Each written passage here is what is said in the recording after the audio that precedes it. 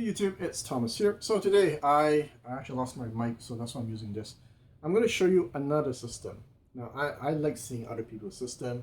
It's great. For the last few years I got to see quite a few, and as an audiophile I just like seeing other people's systems. So that's why I'm making this video. Now last time I made a video on these quad electrostatic speakers. For those of you who haven't seen it, go check it out. And that friend of mine has his own audiophile circle of friends. So today's system is one of his audiophile friends. And you see some similarities because that group of friends, what they do, they treat their room. And I think today's system will be very interesting. So yeah, let's get to it. All right, guys, so this is how the system looks like. I am going to start by listing out the cost of the system and the few components I'll be talking about later on. I'm just going to do it once and I'm not going to talk about price anymore. I will, however, come back to the price of the speakers later on in this video. Now, looking at the front end, you have the Hegel HD30 that he uses both as a DAC and a preamp. Now, unlike my Hegel HD30 Dac that I used to own, this one has absolutely no digital glare. I guess that's why it's significantly more expensive. Now, for those of you who are not familiar with this brand, Hegel is a Norway company, and I find their high-end products can easily compete even with high-end Macintosh products. The HD30 is absolutely a fantastic DAC. Great clarity, but analog sounding. Now, I like the fact that it has network capability built in, so he can control this system with his tablet running JRiver, even though his computer is actually physically located upstairs, and his music files are housed on a hard drive here. So next you have the Hegel H30 power amp. Now this beast produces 350 watt at 8 ohm, and if you use it in bridge mode, it can output 1.1 kilowatt into 8 ohms. Can you imagine 1.1 kilowatt? Now this amp outputs about 675 watt at 4 ohms and can drive any speaker with authority. The amp sounds ultra clean without any hint of hardness and glare. And I was looking on the site to see what kind of damping factor it has, and it's over 1,000. Now my understanding is that the higher the damping factor, the better the amp can control the bass. I'm sure it's a bit more complicated than that, but for simplicity, let's just say this amp has very good control over these speakers. Also, the amp is very smooth.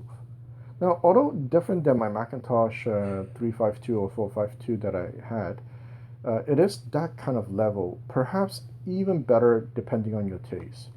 Now, so this group of audiophiles take room sound treatment seriously. The first second I noticed when I walked in is that there are not a lot of panels, given the size of the woofers of these speakers. Now, I was thinking, to absorb all the low frequency, you would need more than that. So I asked him, and he made a good point to me. You're not trying to absorb all the low frequency, but to control it. Okay, fair enough. My knowledge of room treatment is from what I read on the internet. Now, it's one thing to know something in theory and another to put into actual practice. Best way to see, as he told me, is to listen and see if I hear any boomy bass reverb issue. Of course, for room treatment, they did measure everything with a mic, so they were looking at graphs to understand what's going on. It's not just randomly placing these diffusion panels, absorption panel. Now, next, the whole ceiling is also built the same way as my friend with the quad speakers. Now, you have cloth that allow sound to pass through. So once sound passes through the cloth, you have about a few inches of empty space and then a few inches of rock wool. He told me, well, I did ask, how was it before and after the ceiling treatment? Because I wanted to do the same thing. And he told me it's a world of difference. Darn, it's like, now I have to take apart my whole ceiling. Now, he did mention there are other ways to do it. Sure, it will be not as good, but a good compromise. Now, eventually, I will have to do it. I can't escape it because room treatment is definitely very important. Now, if you look at the back of the room, whenever he wants to listen seriously, he has these curtains that he pulls across, covering his back wall, so there's no backroom sound reflection. You'll notice also that the ceiling at the back is also treated.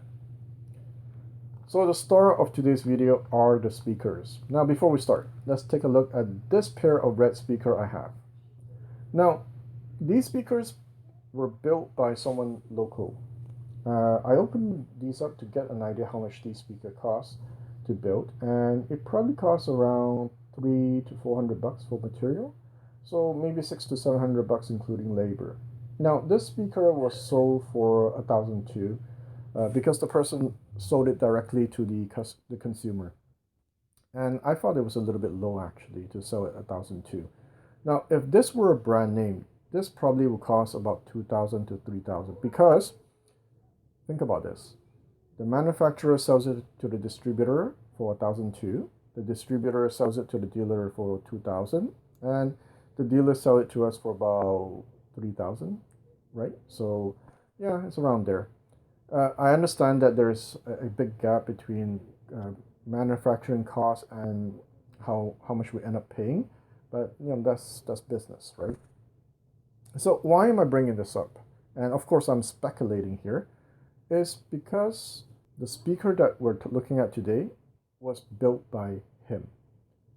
Oh, by the way, this red speaker, I paid $300 for it, man. If you want non-fatiguing highs, nice mid-range, decent bass, well, these have it. For $300, pretty good deal, eh? So back to my friend here. So he actually built these speakers. He could have bought any speakers he wanted, but he chose to build them. And it took him 7 years of trial and error. And this is the final version, and it was actually only completed recently. He spent over $10,000 building these speakers. And this does not include his time. If this were a brand name speaker, and if we follow the selling to distributor then to dealer model, it would mean that these speakers would be selling for about $60,000 to $90,000. When you build a dream speaker for yourself, you tend to choose the best possible parts. You don't cut corners on anything. And in these speakers, there are 3 crossovers, 1 in each cabinet.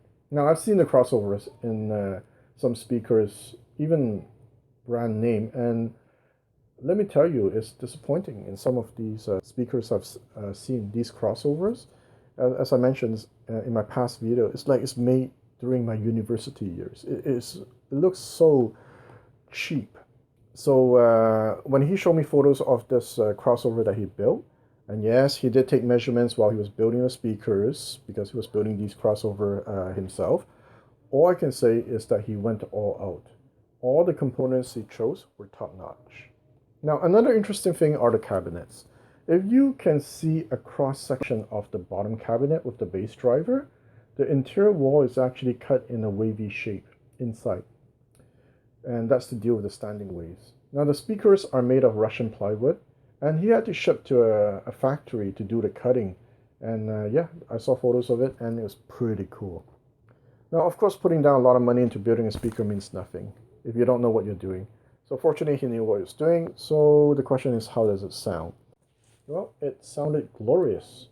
It reminded me a bit of the system I heard at the Montreal Audio Show with the Moon 888 amp and Wilson speakers. It has that kind of power and unlimited energy. It was majestic and strong. Now, he had monitor audios with Bryston 28 SST2 before. And for those of you who don't know monitor audios, they're really bright speakers. Now, these are not like that because I guess he has found the kind of sound that he likes. He doesn't like bright speakers. So these speakers are not the type that bleeds your ears and you can only last for an hour. The tweeters are made by Scanspeak, and they're musical, as it is slightly roll-off on the top end, yet you can hear each instrument clearly. So I don't mind it not having the high-res tweeter like my Cantons, because I can hear everything. Then you have an ATC mid-range driver, which has fantastic off-axis performance. Vocals are sweet and forward. So with all that said, for me the biggest strength of the speakers are the bass. So you have an 8-inch mid bass and a 13-inch driver. And one thing I noticed over the last 3 years is that it's very easy for a pair of speakers to have good highs and mids, but it's very difficult for speakers to have good bass. My friend's vintage speakers, $50, $100, can sound amazing when it comes to voice and detail. You don't need to spend a lot to get good vocals. The ELAC Debut 6.2, the KEF LS50 can easily do it. However, one thing that is not easy to do is bass. And high-end speakers are good at that. And in my opinion, I think that's one of the reasons why they are expensive. Now, I'm not talking about the kind of bass that shakes the house. Good bass for me has to have at least five main criteria. So now I'm gonna play some music clip, so get ready, okay? So first, it must be fast and tight.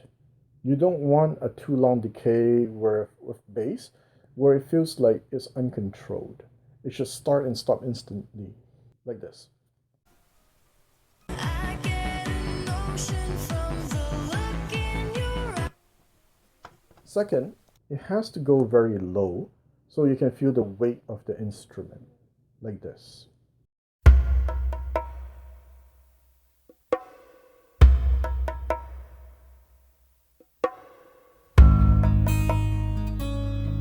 Third, it has to have punch, else it's not fun.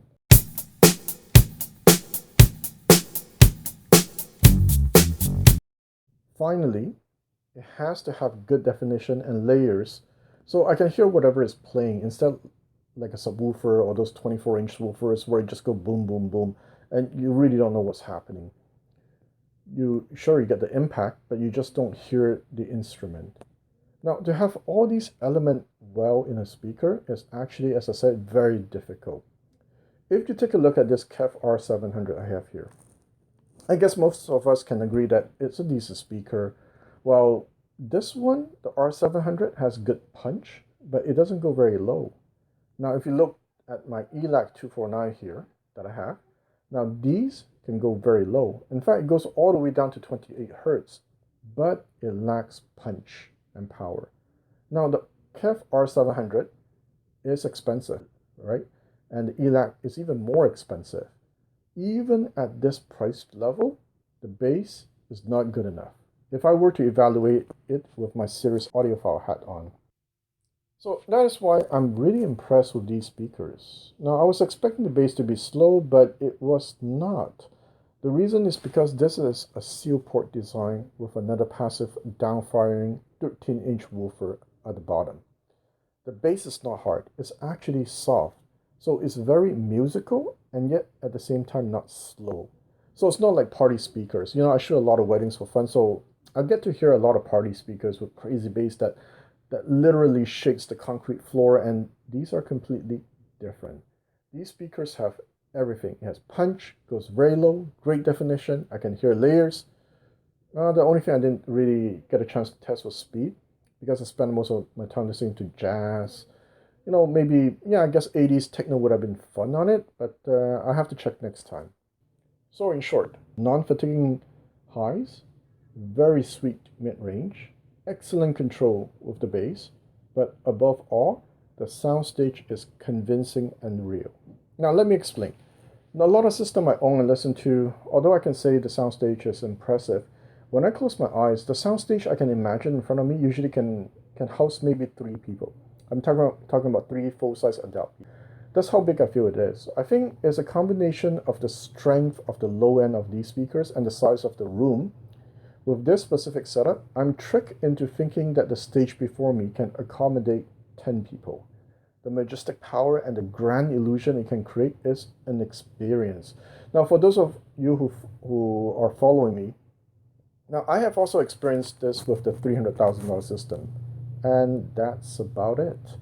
The quad, yeah, is pretty good, I guess. The double impact too, but not at this caliber. Bookshelf speakers don't even come close. Maybe 30% of this. And my KEF R700, maybe 40%. The size of the singer feels like a full-size person. Like with my R700, yes, you can imagine, let's say you have a band of 10 people in front of you. Yes, you can separate them, but they feel like mini-me's. They don't feel like full-size. So I think this is where these speakers are quite amazing. Male vocals, you have that chestiness and strength that I just don't get from all the 40 speakers I've owned. Now, the only thing I wonder is how would it sound if it had a super tweeter? Now, although as I mentioned before, I don't mind because of its clarity, and this is a question of taste, I am curious though. Now, he made the decision to not go that route. He built his speaker to sound musical instead of analytical. I can absolutely listen to these speakers forever. By the way, all the power jacks in this room are not your standard jacks, and each jack have special dedicated thick cables going to the electric box. All interconnect speaker cables, power cables are made by him, not just any normal cable. And yeah, the special cables might go in. I might make a video on it another day. He lent me a pair, and yeah, maybe I'll talk about it another day. Can a reasonably priced DIY speaker cable outperform a crazy, stupid, expensive high-end cable? Yeah, that would be an interesting video. I personally find his DIY power cable so cool. Now, that's the one that is transparent with twisted red cables. Now, like my two other friends with the Quad and the Tecton, these gigantic speakers disappear. Now, one thing in common these three friends have is that their rooms are treated. And I think this is the final nail in the coffin for me when it comes to treating my room. Seeing how well sound is controlled in this room, it just makes me want to tear apart my room even more. Now I just need to convince my wife, man, to let me tear down the ceiling of my basement. I don't know, I'll figure something else out. So even though this system costs not much to complete, well, relatively speaking, it is better than some of the $100,000 systems I've listened to over the years. Now, for those of you who follow me, if you're wondering how this compares to the $300,000 system, it's completely different sound. You see, the $300,000 system is like the ultimate audiophile speaker. When you listen to it, it's like you have a whole checklist, right? Oh wow, incredible dynamics, super high-end resolution, detail, fantastic soundstage. So as you're listening, you're checking boxes. So you end up just checking boxes, right? So that's why these speakers are more musical. You just end up listening more to the music as opposed to start checking boxes, right? Now, I'm not saying the $300,000 system is not musical. Not at all, right? It is definitely musical, but if you get a chance to listen to both, you can see that both takes a very different path, and it really depends on your taste. Now, once again, as I said, that $300,000 system is musical, right? It's just that it does everything so well that it easily attracts you to everything that it does so well. This speaker, yes, it does everything well, but I think it's more focused on being musical than being analytical. I guess that's one way of putting it. Okay, so I'm going to sidetrack a bit here, okay? And for those who are interested in tubes, what I did, I brought my Mott-Wright LS100 tube preamp over one day and had a listening session. So I made a video on tubes before and explained how it makes the system sound more holographic. Now in this case, it did exactly that. It also softened the highs furthermore and making the speaker sounding even more musical.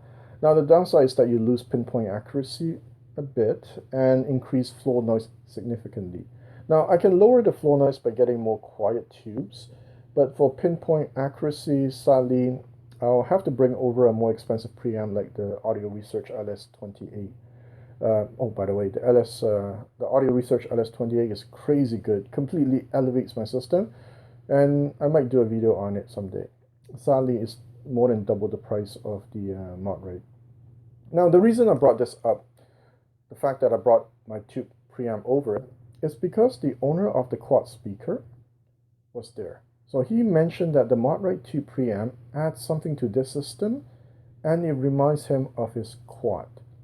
So he was listening to tunes that he's familiar with, and he thought it was interesting that a tube preamp can change the sound of the system so much. And for me, that's normal because tube adds air, increased holographicness to a system, and yeah, so that's why it reminded him of his quad. Now, I thought I would mention it for those who are curious about tube preamps. Now, the big question is, what if I add a tube preamp to a system with a pair of quad speakers who are already very good when it comes to producing that holographicness? So alright guys, I'm gonna end the video at this point. So you know, this system is not mine, so when you leave comments, please be polite. Also, if you do appreciate the fact that he was nice enough to let me film his system, please also leave a comment. It's encouraging to get feedback, and it also motivates me to film other people's system. So regarding the sound demo, let me do something about it, okay? I'm not gonna ask anybody to vote anymore, and yeah, I guess till next time.